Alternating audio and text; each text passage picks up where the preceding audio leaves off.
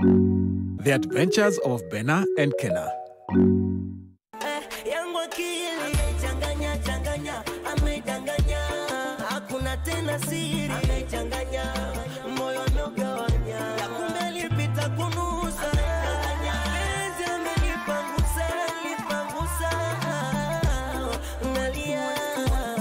To get Subira by Ibra featuring Skill Bill, dial star 812 star 799 hash.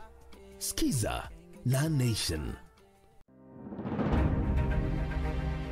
Emerging issues in the tax environment. Influencers and the digital services tax. A number of them already are subject to withholding tax. Don't you think then it is two taxes on the same income, and that should be a matter of concern? Exemptions on minimum tax. The whole idea behind that exemption was to look at entities whose prices are controlled by government. And the status of VAT refunds. Government has been giving about 1.2 billion per month.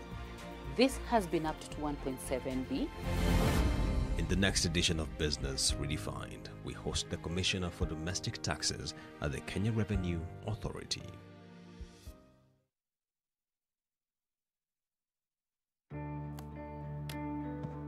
Today tastes like a new tradition, like an old favorite.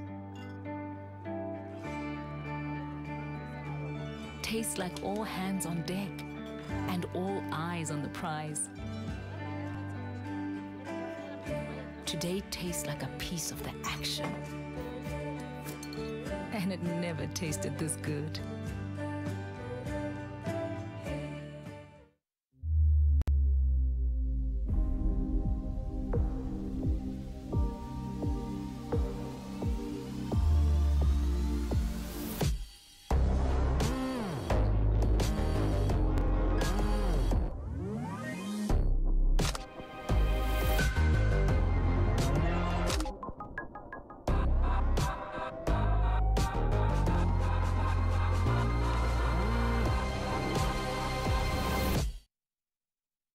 Kibling.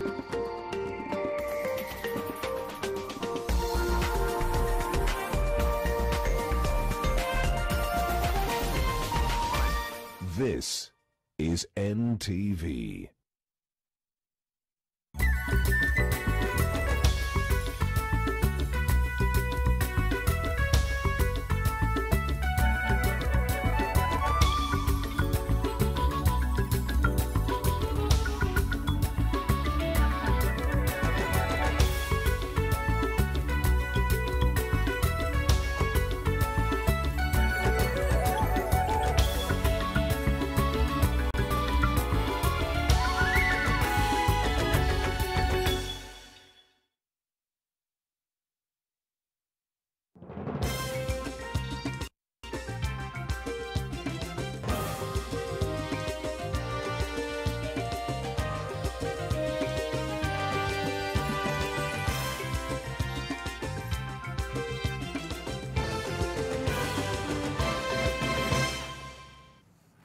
Msadakta mtazamaji popote ulipo, shukrani kwa kuchagua NTV kwa taarifa zetu za NTV Jioni. Ni Jumatatu nyingine safi ambayo tunakumbana nawe hapa ili kukupasha yaliyojiri katika fani na nyanja tofauti, na tutakuwa tukiletea hayo kwa kina ikiwa ndio siku ya kwanza ya mwezi wa pili mwaka huu 2021, mwezi Januari. Tumeuaga bye bye. Najua kwa wengi huwa ni mwezi mgumu sana haswa kiuchumi, na ni siku ambapo pia taifa limempoteza mwanasiasa shupavu ambaye amesifika kwa miaka mingi sana, Simeon Nyachae, ambaye pia amesifika sana kama kiongozi wa jamii ya Bagusi, na tutakuwa tukisema na wageni wetu hapa studioni ile kuangazia swala hilo, ambao ni viongozi kutoka jamii hiyo na viongozi wengine wa kisiasa, tujua na mkumbuka vipi. Tayari Rais Uhuru Kenyatta na viongozi wengine wametuma rambirambi zao kwa familia, lakini wote tisa. Hebu kwanza tuanze na vipasho.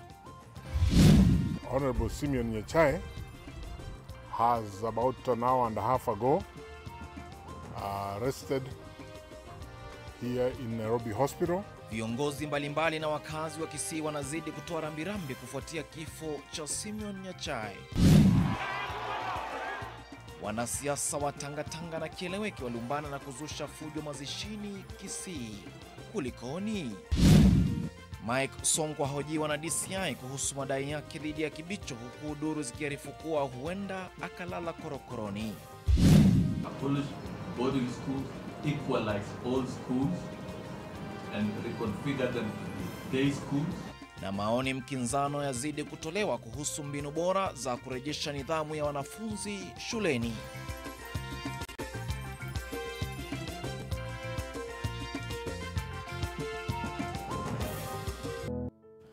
Naam, karibu tena mtazamaji kwa taarifa hizi za NTV Jioni kwa kina. Mimi ni Daniel Mule, katika lugha ishara. Leo tunaye Flora Atieno. Tunaanzia kwa taarifa ambapo taifa linamwomboleza mwanasiasa mashuhuri na aliyewahi kuhudumu katika baraza la mawaziri kwa miongo kadhaa, Simeon Nyachae. Rais Uhuru Kenyatta ni miongoni mwa viongozi ambao wametuma rambirambi zao, huku wengi wakimwomboleza kama kiongozi jasiri ambaye alishikilia kukutu mwenge wa uongozi wa jamii ya Bagusi kwa muda mrefu. Kennedy Muredhi ana taarifa zaidi.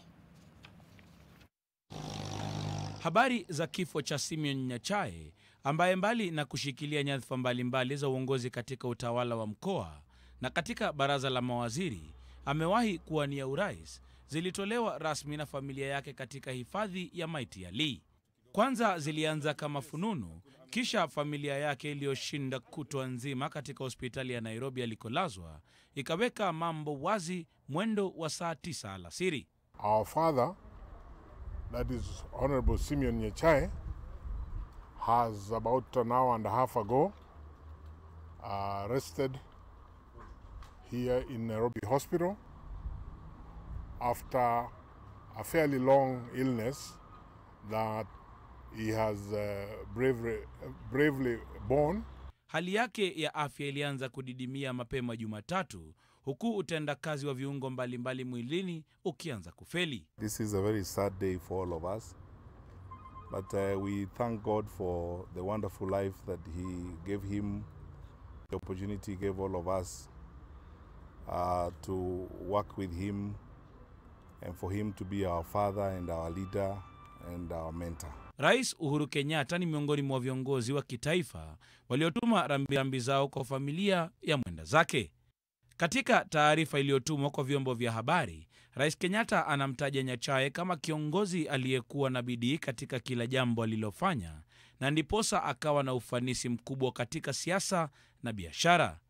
Rais anasema kuwa Nyachae ameacha kumbukumbu inayoashiria bidii ni nguzo muhimu ili kupata ufanisi maishani.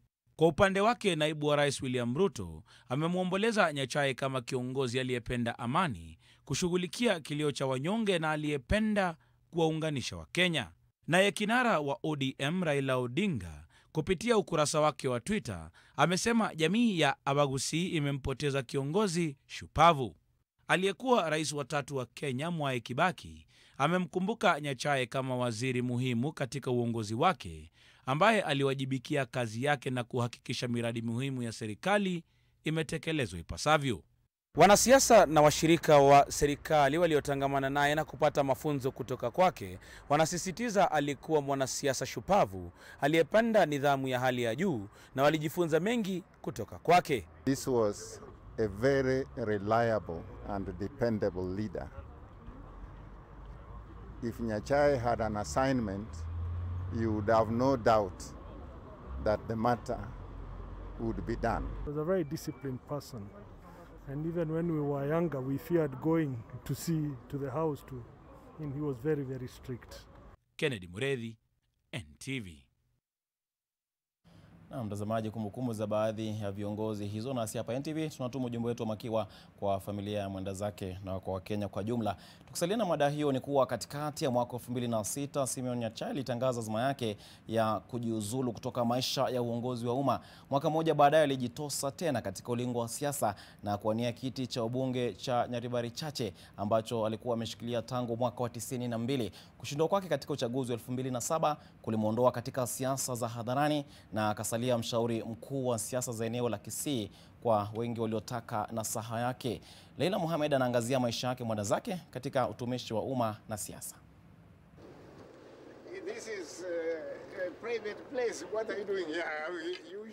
Baada ya miongo mitatu katika huduma ya utumishi wa umma, alipohudumu katika serikali za marais Jomo Kenyatta na Daniel Arap Moi, Simeon Nyachae alikuwa tayari kuvua sare zake rasmi na kuvalia magwanda ya siasa alipojitosa katika kinyang'anyiro cha kuwania ubunge wa Nyaribari Chache mnamo mwaka 1992. Kenyans want to see us as leaders, as serious people, honest people. Kufuatia ushindi wa kiti hicho, Nyacha aliteuliwa na rais wa wakati huo Daniel Toroitich arap Moi kuhudumu kama waziri wa kilimo, wadhifa alioshikilia hadi mwaka 1998 alipoteuliwa waziri wa fedha.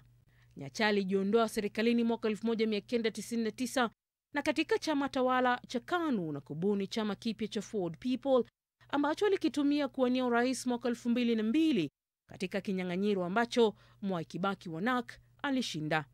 Japo alichokishinda ni kiti tu cha ubunge na kusalia kwenye kibaridi cha kisiasa kwa muda. Fulani ameshika mpira, anapeleka mpira.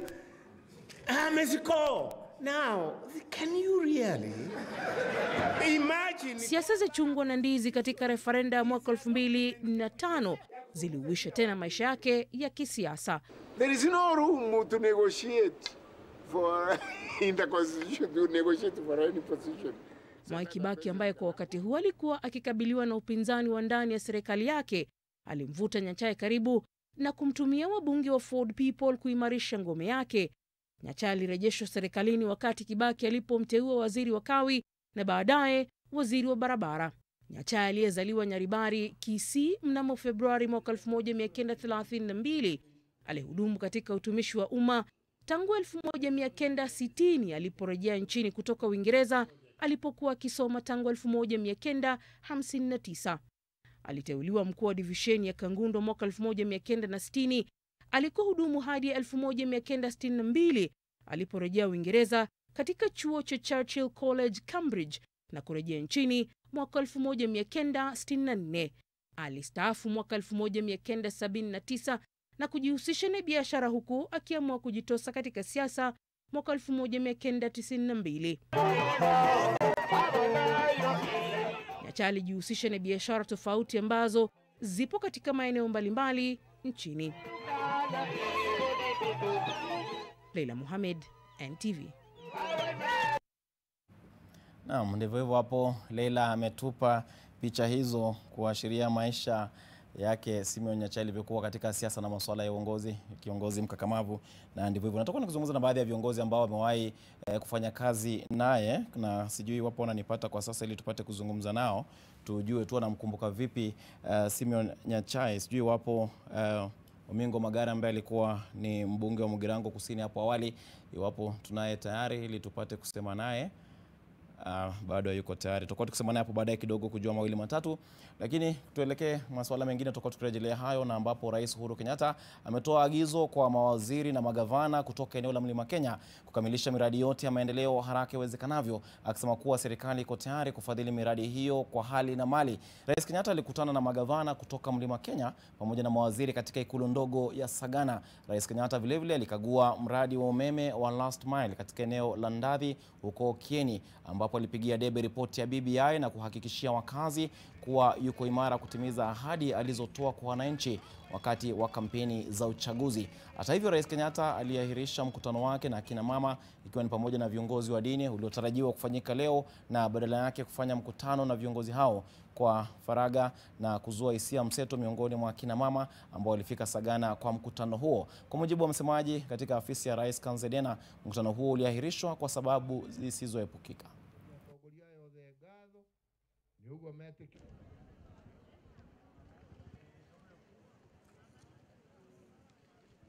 Jana walikuwa na siku yao, viongozi walikuwa na siku yao. Sasa akina mama na sisi ndio wasasi wa kila mtu. Tunauliza kwa nini tunaashwa nyuma? Tafadhali Mheshimiwa Rais, tungetaka tu utuongeleshe angalau tu tuingie ndani daktari kidogo tuongere. Kiomba Rais wetu wa Jamhuri yetu ya Kenya akuje aone wamama, awaongeleshe. Juu jana aliongea na wanayuthi, siku hiyo ingine juzi aliongea na readers, akuje aongee na hao watu. Hao watu ni majirani yake, akuje aongee nao na watafurahi. Na mtazamaji, unaendelea kutazama NTV Jioni. Mwenzangu na Yoma Sampao yuko katika makao makuu ya DCI ambapo Sonko anaendelea kuhojiwa na tutakuwa tukienda kwake baada ya mapumziko ili aseme nasi moja kwa moja kutoka kule. Kumbuka pia tutakuwa nikizungumza na viongozi wawili watatu kuhusiana na maisha ya Simeon Nyachae katika masuala ya siasa, lakini hata kabla ya hapo na kuacha na picha za kumbukumbu ya maisha ya Simeon Nyachae, kisha tupate matangazo ya kibiashara kabla ya kurejea na mengi katika NTV Jioni.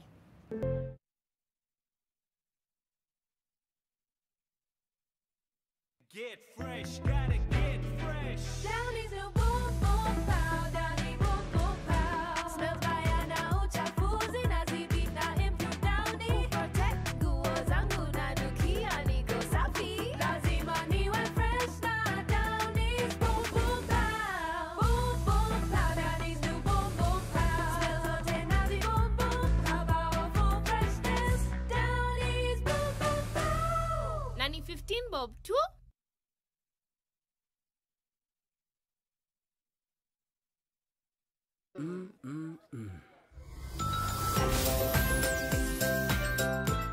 New Tuzo Yogurt Cup. Size yako, bei yako. Rely on Ramrod tanks for all your hygienic water storage solutions. Our affordable tanks are manufactured with the highest quality of virgin food-grade material.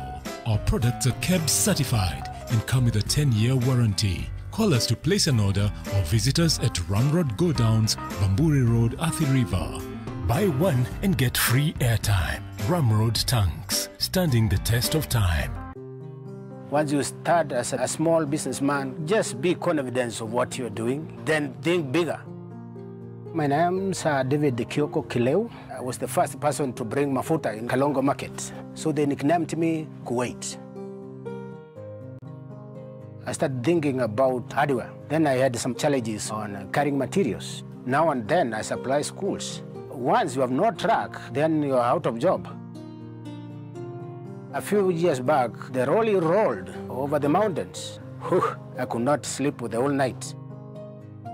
I could not think that I'll be back again. But with the UAP, I was repaid back. And I went for a bigger truck. And that is why I said, now think bigger.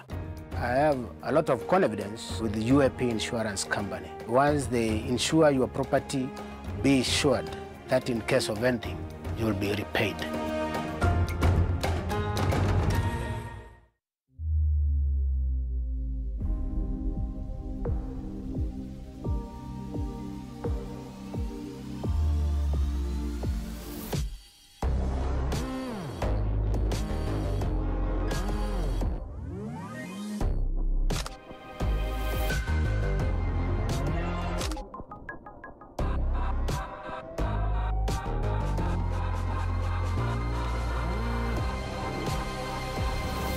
You have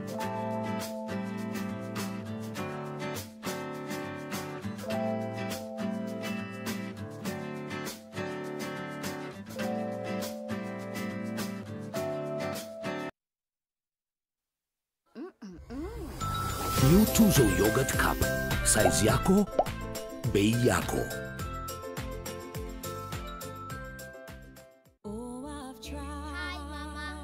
From your first day at school to you captaining your soccer team, no matter how old you are, you'll always be my baby. That's why I trust Dettol to clean, protect, and keep you refreshed every day. I still can't believe how quickly you've grown. Dettol, tested effective against COVID-19.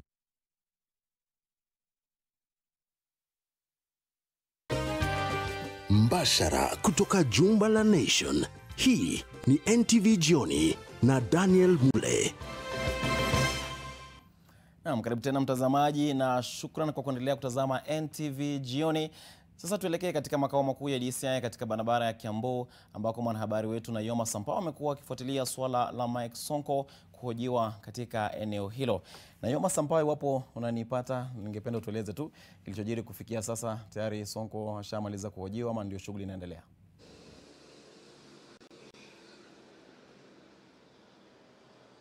Naam, kama ulivyosema, Kama ulivyosema Mule, tuko hapa katika makao makuu ya DCI ambapo aliyekuwa gavana wa Nairobi Mike Mbuvi Sonko alifika hapa masaa ya saa 10 mchana ili kuandikisha statement kwa sababu ya matamshi yake aliyosema alipokuwa katika rally kule Dagoretti Kusini, ambapo alidai kuwa yeye na watu ambao aliwaita deep state na katibu mkuu wa usalama Karanja Kibicho walihusika katika fujo za kuelekea katika uchaguzi wa mwaka wa 2017, ambapo walidai kuwa yeye na hao deep state vile na katibu mkuu walinunua magari ya second hand kule Ngong Road na kuichoma na kuwasingizia viongozi wa chama cha ODM kwamba ni wao waliosababisha fujo hiyo. Kutokana na matamshi hayo, aliyekuwa katibu mkuu wa Wizara ya Usalama Kibisho alijileta katika makao makuu ya DCI wiki iliyopita na kuandikisha statement yake, na alisema kuwa atakuwa akielekea kotini kumsuu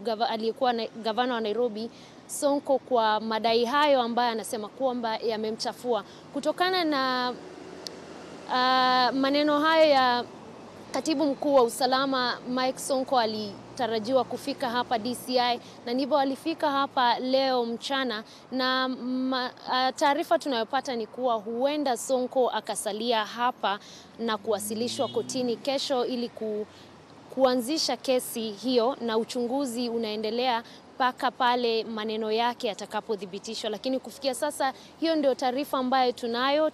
Tutabaki hapa hadi pale utakapojua anapoelekea aliyekuwa gavana wa Nairobi pia, alafu tutakujuza. Kwako Mule. Asante sana na Yoma Sampao, utakuwa kutujuza hayo iwapo Sonko atakuwa akiondoka baada ya kuhojiwa au iwapo atasalia ndani hadi hapo kesho. Huyo ni Yoma Sampao akiwa katika makao makuu ya DC, atakuwa akitupasha mengi zaidi katika taarifa zetu za mwendo wa saa 3 na za hapo baadaye.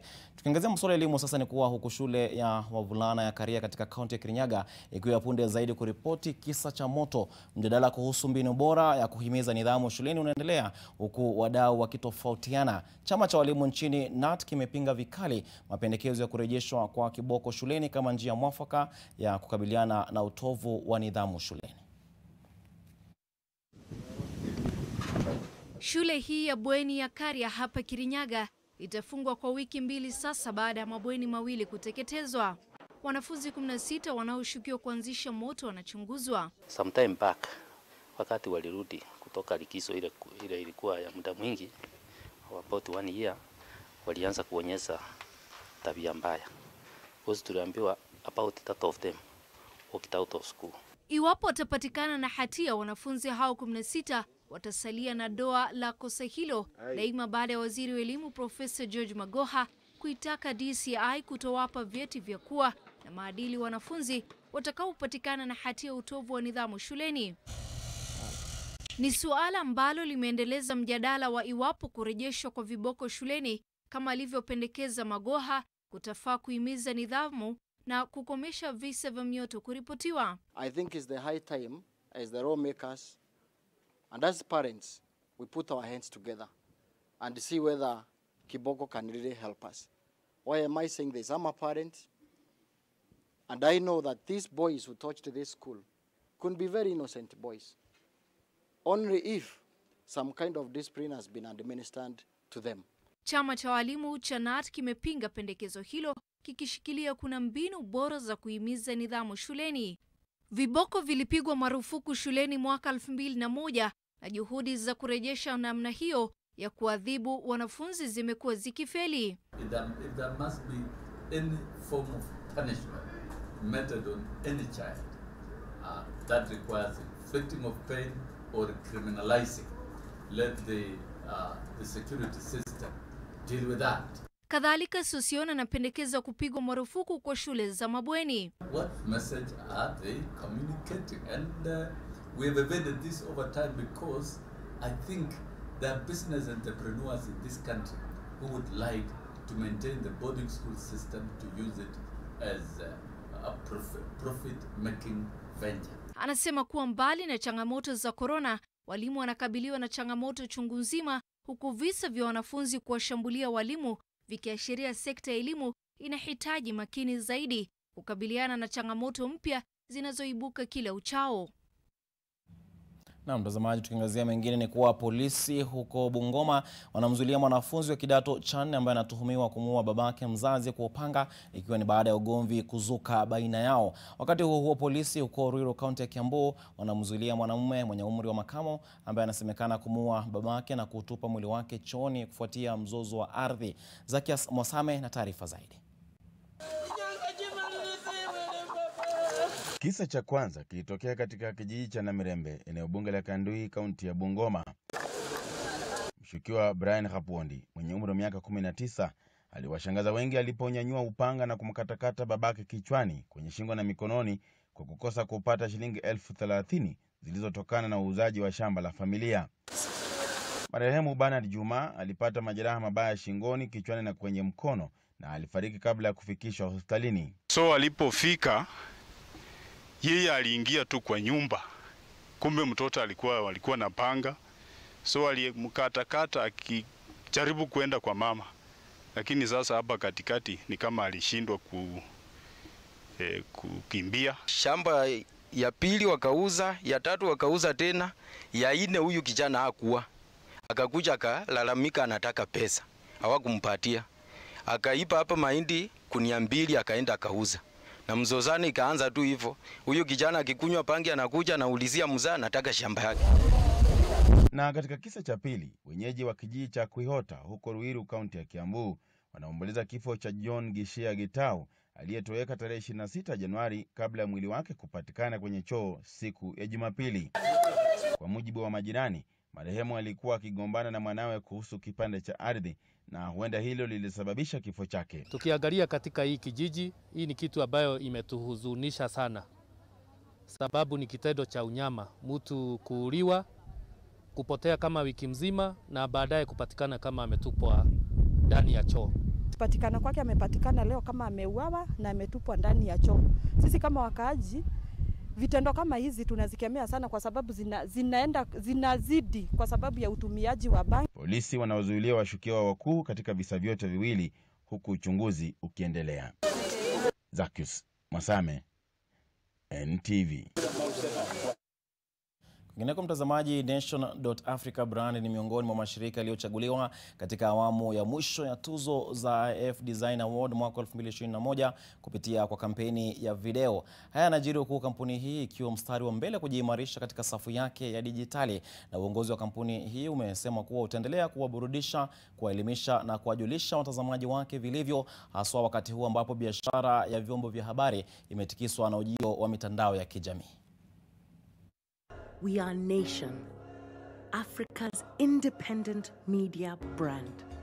Ni miezi mitano ya hii safari ya kidijitali, na lengo ni kuhakikisha shirika la habari la Nation linang'aa na kutambaa kama chombo cha habari cha Afrika.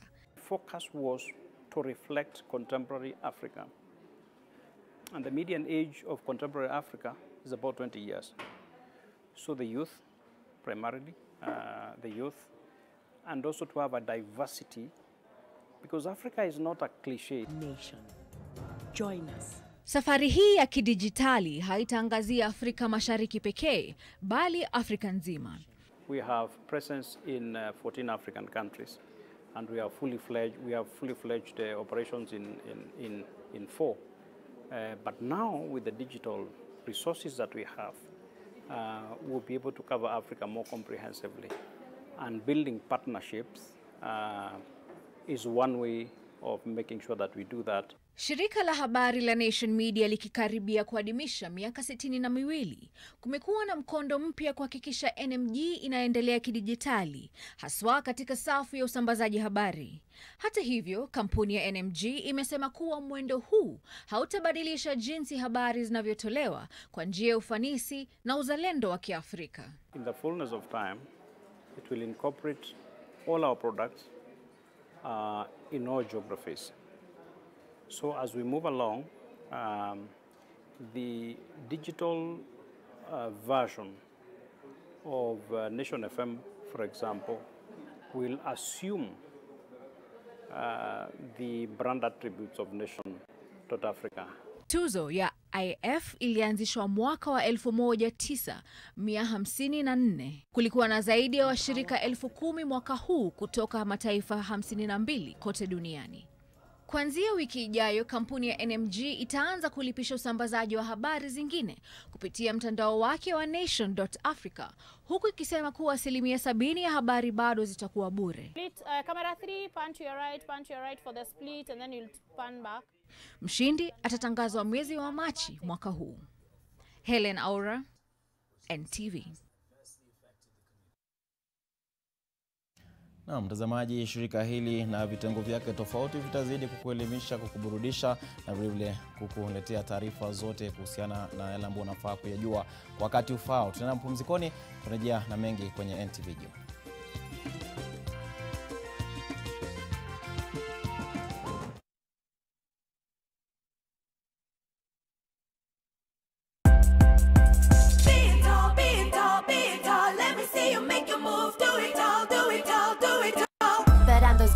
I compromise it all. Either my skin is sensitive or my back's against the wall. You can have it all. What? Always brings it all. Okay. Get it all with new Always 2-in-1. Feather-like softness overall, even on the wings, girl. And rapid dry channels. Let me see you make a move. Be it all, do it all, have it all. Always. We are the generation of change.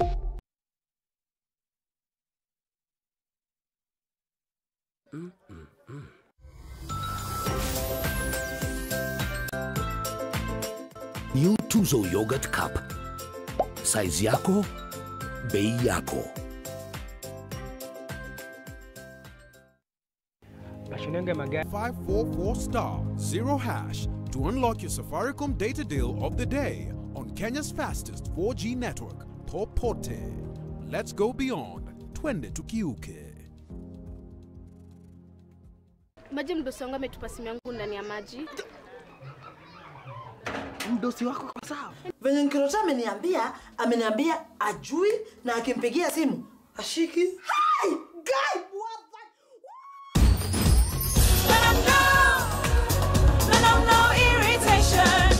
For the women who deserve more, Moped is now in Kenya and more than 40 countries. With its nylon-free surface, new Moped has unique softness and up to 100% protection. Your skin will love it. Today tastes like a new tradition, like an old favorite.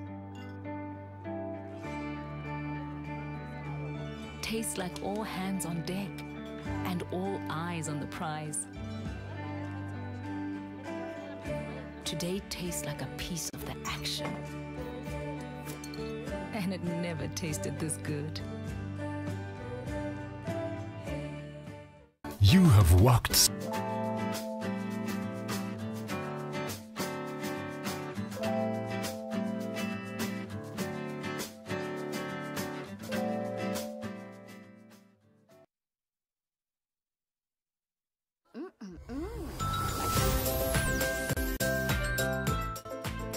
New Tuzo Yogurt Cup. Size yako, bei yako.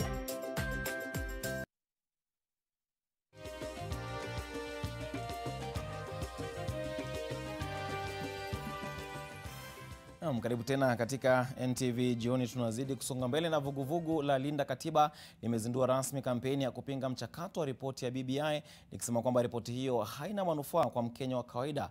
Akizungumza kwenye uzinduzi huo uliofanyika hapa Nairobi, kiongozi wa chama cha NAK Kenya Martha Karua amesema ripoti hiyo inalenga kunufaisha watu fulani mamlakani, huku Wakenya wakibaki kubeba mzigo bila faida yoyote.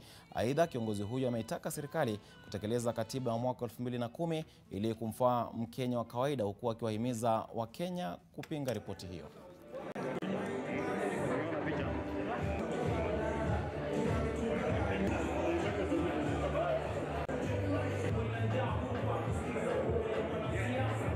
BBI has no gains for you. Women, it has no gains for any Kenyan. But the people who will lose more are the women, because the women have not yet enjoyed the gains that we have been celebrating in the Constitution 2010. The reason why we still think that we are an exception is because the one thing we have been able to do perhaps better than our neighbors and other people in this region is to mobilize and use the power of the people. It is the power of the people. Kenyans must reject BBI proposals in total because they represent the intentional misdiagnosis of what our problems are. The parasitic model is what is making leaders gather together to betray Kenyans. We must refuse this model and call for the implementation of the Constitution. Na mtazamaji, kwingineko ni kuwa watu watatu wakiwemo afisa mkuu wa usalama na afisa wa serikali wamekamatwa katika eneo la Salawa, kaunti ya Baringo, wakisafirisha pembe za ndovu zinazogharimu shilingi milioni 5.1. Watoto hao walikamatwa na maafisa wa idara ya wanyamapori ikiwa ni baada ya kupata vidokezo kuhusu usafirishaji wa pembe hizo. Ruth Sarmoi na maelezo zaidi. Kwa nini umejifunika, Charles? Charles Kendagor Robinson Chelimo na Elijah Kemboi walifika katika mahakama ya Kabarnet kujibu mashtaka ya kupatikana wakisafirisha pembe za ndovu zenye thamani ya shilingi milioni 5.1. Kwa aibu waliojitwika, watatu hao walijifunika kuficha utambulisho wao. Mawakili wa upande wa mashtaka walijaribu kumsuta hakimu kuendelea na kikao hicho, lakini ombi lao liliambulia patupu. Inasemekana mmoja wa washukiwa hao ni dereva wa kamanda wa polisi katika bonde la Ufa, Makasochola. That one is not allowed. It's not permissible. We do not know who we are dealing with.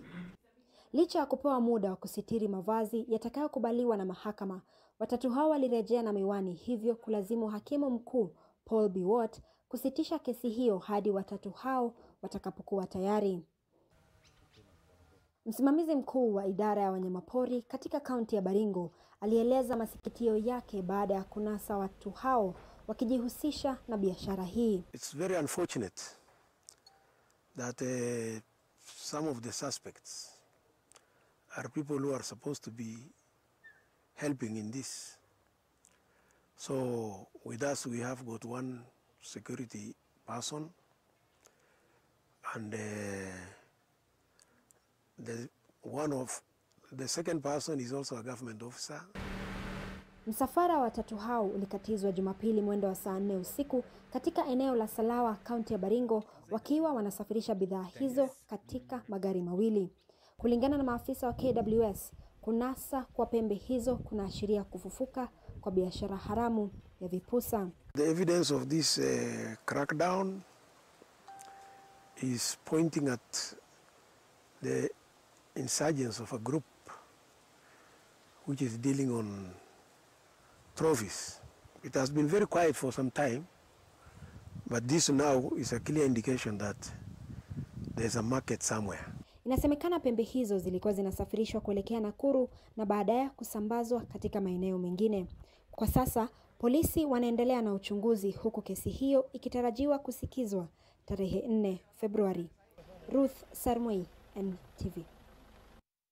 Na mtazamaji, baada ya kuangazia taarifa hiyo, turejelee taarifa yetu kuu ya leo ambayo ilikuwa ni kuhusiana na kifo cha Simeon Nyachae, mwanasiasa mtajika, msifika na maarufu hapa nchini Kenya kwa miongo kadhaa. Na sasa nitakuwa nikizungumza naye Omingo Magara, ambaye pia ni mwanasiasa wa miaka mingi tu na wakati mmoja amewahi kuwa mbunge wa Mugirango Kusini, kwa njia ya simu. Na Omingo Magara, wapo unanipata, karibu katika NTV Jioni. Pole kwa wasibu haswa katika jamii hiyo na Wakenya kwa jumla. Ningependa tuanze kwa kutuelezea ni kipi ambacho unahisi kwamba kilimfanya huyu Nyachae awe kama nguzo kuu ya kisiasa katika jamii ya Bagusi?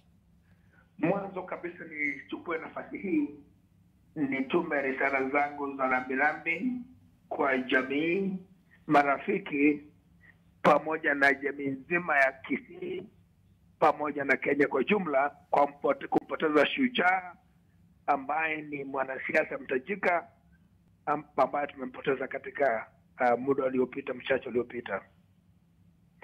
Mimi nakumbuka mzee Simon Nyachae ambaye alikuwa ni administrator katika provincial administration na akasimama kidete mpaka akawa chief secretary katika serikali ya mzee Moi. Baadaye mzee akaja akaingia ulingoni wa kisiasa, lakini namkumbuka kabisa kama baba ambaye disciplinarian, ambaye alikuwa na familia kubwa, lakini ameweka watu wake vizuri.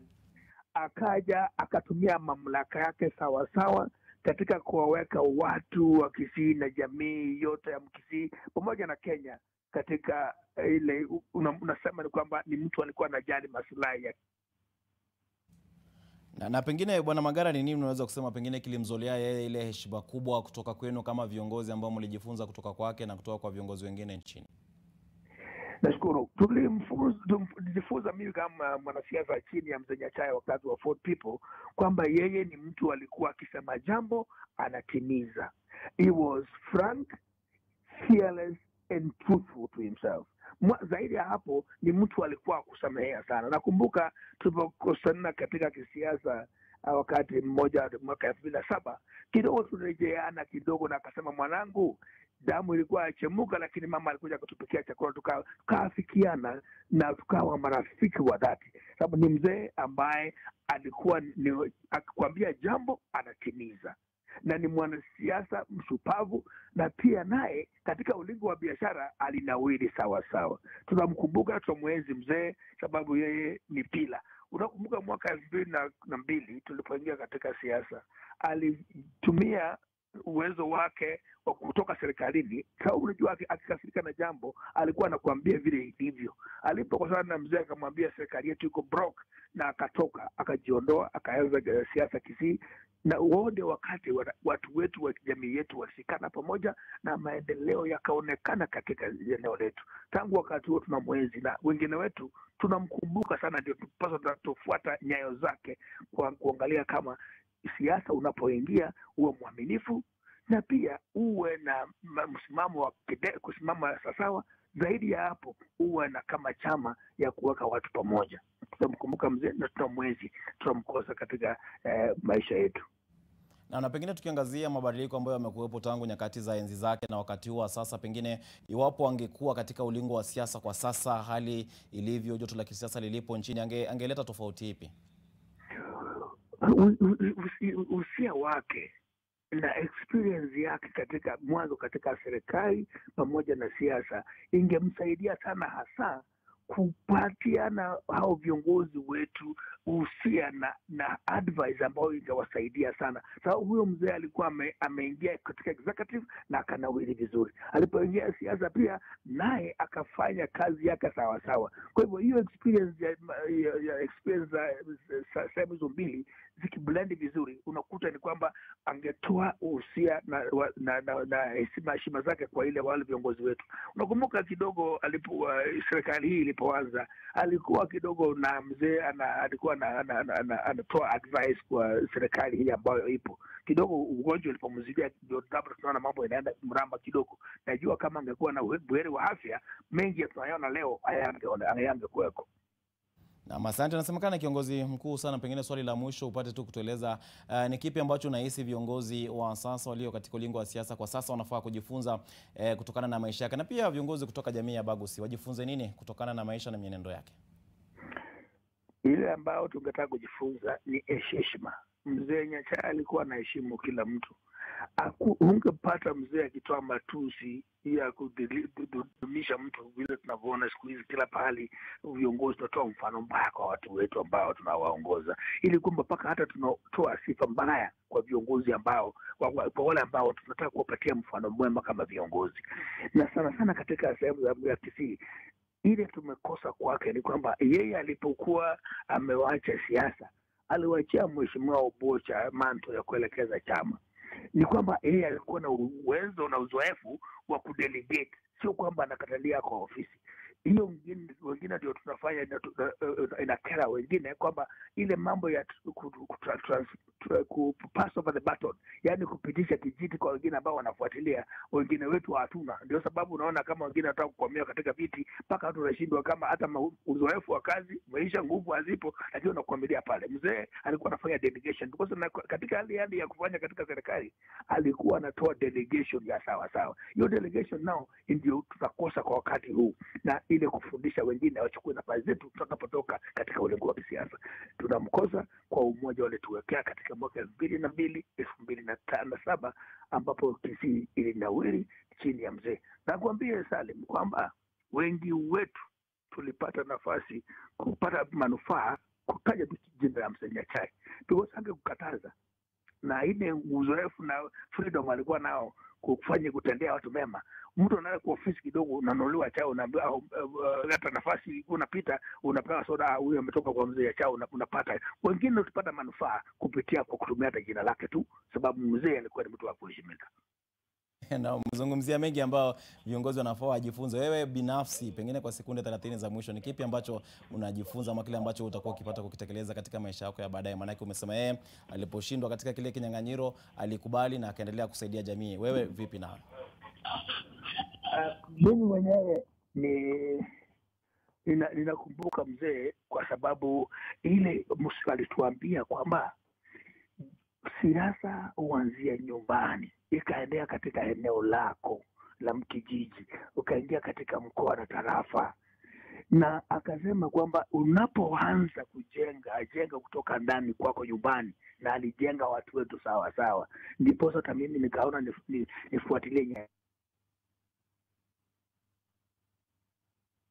ulingo wa kisiasa. Mwaka 2017 nilisimamia pamoja na ile nafasi ya kuwa na chama cha kuweka watu pamoja, sababu uongozi hata saa hii tunaposema lazima uingie katika ulingo wa kisiasa, utaingia tu na kama kwamba unaenda kwenda kwa wazee na kunywa busaa yao. Kwa mfano, ukose kuwa na mrija wako. Mzee tufundisha lazima unapoenda kule kwa wazee, kikao cha wazee, lazima ubebe mrija wako. Mrija sasa ni chama kama hicho, kuingia katika baraza kuzungumza na wazee wengine, ndipo unapata hekima zako na heshima. Huwezi kuambia mtu kwamba mimi ndio unipatie nami mimi katika mrija wako. Kila mtu abebe mrija wake. Na sasa hivi nilifundisha na nikahifadhi chama. Baada wengine wakivunja vyama mwaka 2017, nilisimama kidete na People's Democratic Party, na ninaamini kwa heshima na busara ya mzee nitasimama na hicho chama, labda tujaribu kuiga yaliyo mazingira yake. Alikuwa mbunge wa Mugirango Kusini akisema nasi kuhusiana na maisha yake Simeon Nyachai. Na kufikia hapo mtazamaji, tunaenda mapumzikoni, turejea na mengi kwenye NTV Jioni.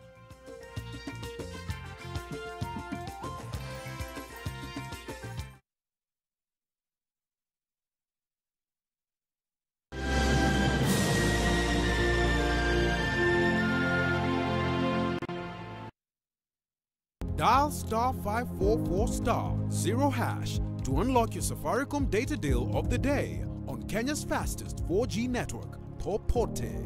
Let's go beyond. Twende tukiuke.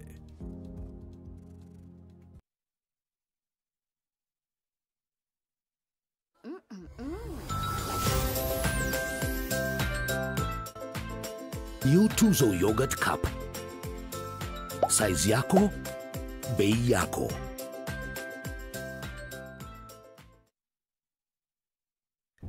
We are here today to pay our tribute to Dudu. Dudu was full of life. He bit, stung, and made people itch at his own will. He spread malaria with great pride. To the family, stay strong and believe that the larvae he has left behind will follow in his wings. I heard he was killed by mosquito. His family does not know yet. Ati? I said he was killed by mosquito. Mosquito kills mosquitoes, cockroaches, and all household insects. Kufedi! A product of Osho Chemical Industries. Hawa ni wa John's family last week. Hawa ni hao this week. Kwani kuliendaje? Wa John's family waliget maximum entertainment for less. Na sahi wako closer than close. Pia familia yako wanaweza kuwa close hivi wakicheki world-class international channels that put the quality back in your quality time. That's what I'm talking about. Go TV Max itawaleta closer mara that. So, upgrade to GoTV Max for just 890 shillings leo. GoTV, love it.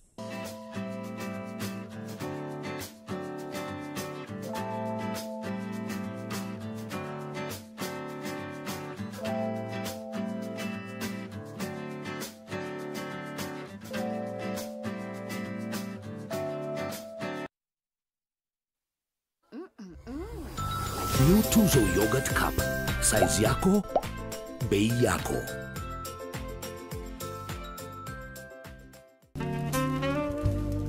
Lovers are booking their tables at GMC Place Kitengela. Yes, it's Valentine's, and as is custom, love is blossoming at the heart of GMC. Make that proposal, rekindle your romance, or treat your special someone. Let GMC Place Kitengela be your choice to bloom in love. With a few slots available, call us today on 0701 560 560.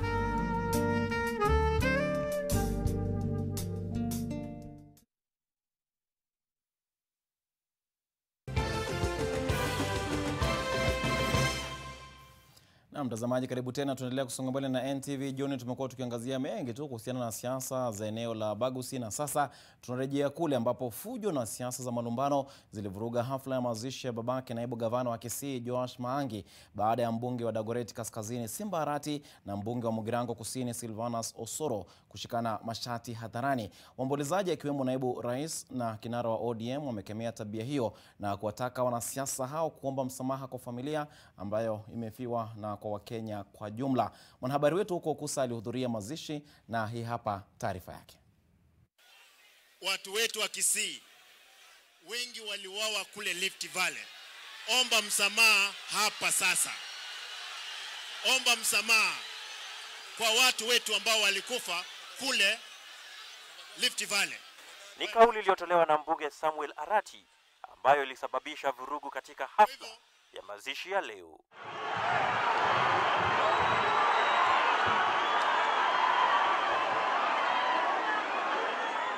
Ni mvutano ambao ulifanya wafuasi wa naibu rais William Ruto na kiongozi wa ODM Raila Odinga kwanza kutupiana makonde, huku walinzi wa viongozi hao wawili wakionekana kuwa karibu na mabosi wao wakitazama kwa karibu yaliyojiri. Bidi maafisa wa polisi, familia waliokuwa wanaomboleza pamoja na viongozi wa kidini kuingilia kati na kuwatuliza waombolezaji wenye ghadhabu. Wewe ni Mungu unayetuliza bahari. Go away. Lakini baada ya muda mfupi maji yalizidi unga, wakati ambapo seneta maalum Millicent Omanga aliondolewa kutoka jukwaa alipojaribu kuchukua kipaza sauti kutoka kwa gavana wa kaunti hiyo James Ongwae ambaye alikuwa anaongoza hafla ya mazishi ya baba wa naibu wake Joash Maangi. Hafla ya mazishi litawaliwa na fujo kutoka kwa wandani wa naibu wa rais pamoja na wale wa Raila. Viongozi pia walionekana kugawanyika kimirengo. I was a great man when I was supporting Baba. I should be greater supporting William Samoei Arap Ruto. I have no apologies to make. God bless you all. Mimi kama Rafael Wanjala nilipigiwa kura na wananchi. Nisimame hapa niite huyu Raila mganga. Yaani Raila angekuwa mganga na nataka kuwa rais, hatujui angeua nani. Kwa ile maneno tunaongea ni lazima tujue tunasema nini.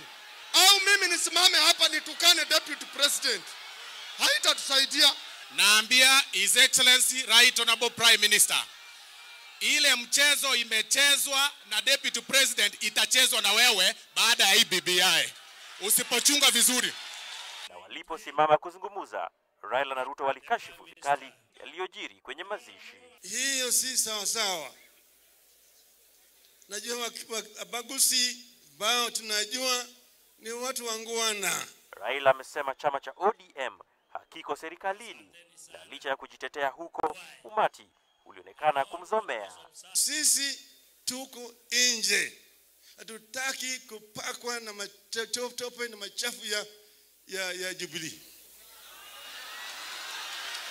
Kwa upande wake Ruto amesema kuwa katu hatakoma kuitumia nembo ya Hustler Nation katika ndoano ya kutafuta kura za urais wa mwaka wa 2022. Mimi nilisaidia Raila Amolo Odinga mpaka akawa prime minister. siku hiyo nilikuwa mtu mzuri. Mimi vile vile nimesaidia ndugu yangu Mheshimiwa Uhuru Kenyatta mpaka amekuwa rais mara 2. Mimi nawauliza, safari hii nikisaidia mahasla, kuna makosa? Kuna makosa? Huko kusa NTV.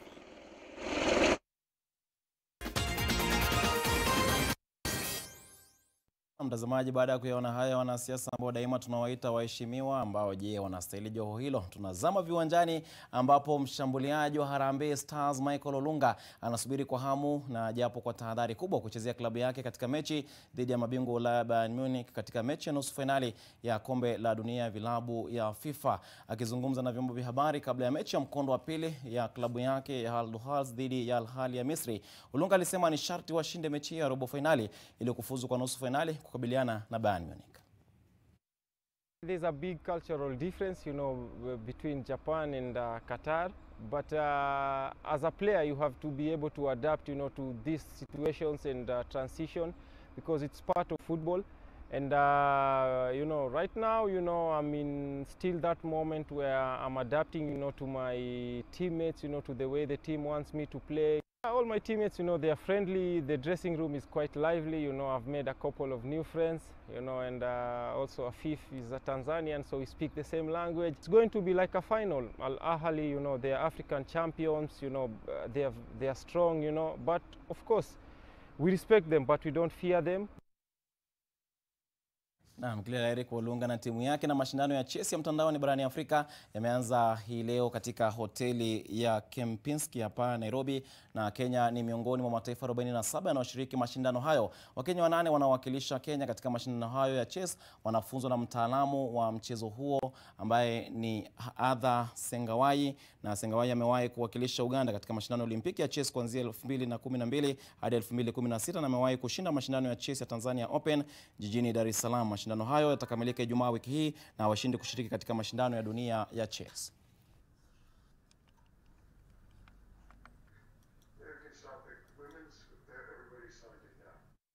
Na mtazamaji, shukrani kwa kuwa nasi katika NTV Jioni. Katika lugha ya ishara tumekuwa naye Flora Atieno, mimi ni Daniel Mule, na kusihi endelea kutazama NTV.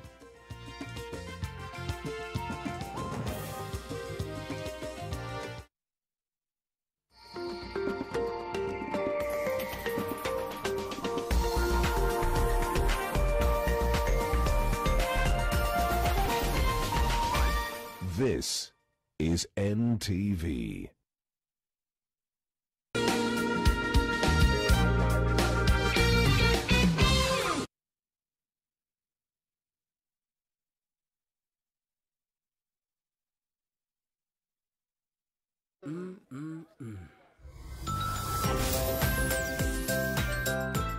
New Tuzo Yogurt Cup. Size yako, bei yako.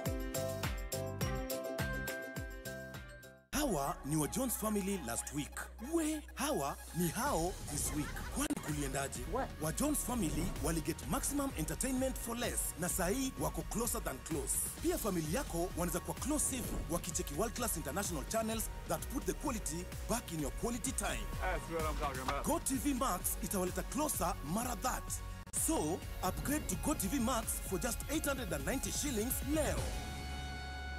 Go TV. Love it.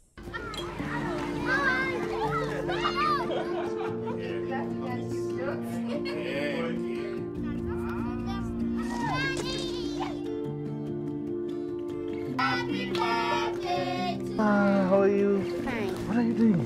Candace, what's that? I brought you a small bonus.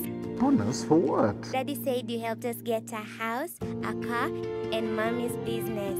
But I only helped them get the loans. You did more than that. You got us 299 family dinners, 64 kisses on the cheek, 12 road trips to see Grandma, 42 jokes from Daddy, 49 laughs from Mommy. In over 60 years of dealing with numbers, we've learned that the numbers that matter the most to you are the ones that matter the most to us. NCBA Bank. Go for it.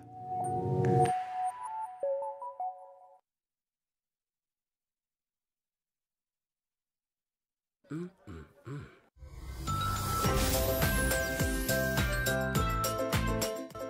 Tuzo Yogurt Cup. Size yako, bei yako.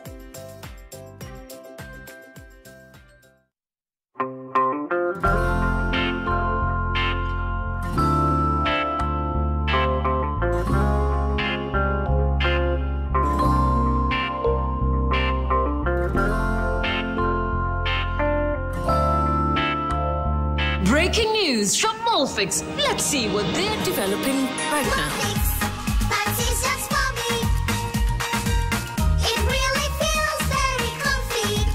Molfix pants with anatomic fit technology. New Molfix pants, an invention from babies for babies. You should also try Molfix.